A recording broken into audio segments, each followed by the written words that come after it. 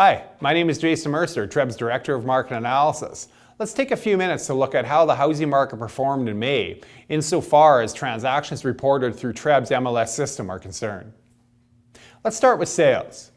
Greater Toronto Area Realtors reported a record number of transactions for the month of May, with 11,706 deals reported. On a GTA-wide basis, sales were up on a year-over-year basis for the major home types. In the City of Toronto, we did see an annual dip in detached home sales, but this was more of a supply story.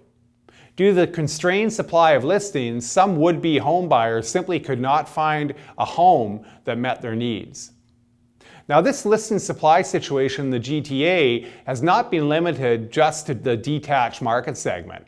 In many neighborhoods, both in the City of Toronto and the surrounding regions, listings have been down compared to last year, particularly for low-rise home types like singles, semis, and towns. While this year is shaping up to be a record year in terms of home sales, it is quite likely that we could have seen even more transactions but for this lack of inventory. Now, in many cases, the persistent lack of inventory over the last couple of years has resulted in a vicious circle, where homeowners interested in moving likely chose to renovate instead because they felt it would be very difficult to find another home. Now, competition between buyers continued to result in very strong price growth in May. The MLS Home Price Index composite benchmark was up by 8.9% year over year. The average selling price for all home types combined was up by 11% annually to $649,599. Now, comparing these two price metrics tells an interesting story. The MLS HPI uses benchmark homes with which to estimate price growth. This allows for an apples-to-apples comparison of price growth that is not affected by changes in the mix of home sales from one year to the next.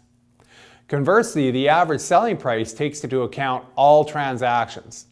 The fact that annual price growth in the average price outstripped annual growth for the MLS HPI tells us that the proportion of high-end home sales continued to be greater in May 2015 compared to 2014. This is a trend that has been noted throughout the first 5 months of the year. Now, tight market conditions, especially for singles, semis, and townhomes in the GTA, have resulted in strong price growth regardless of the price metric being considered. So looking forward, with no relief so far on the listings front, we expect similar rates of price growth as we move through the remainder of 2015. So that completes our market summary for another month.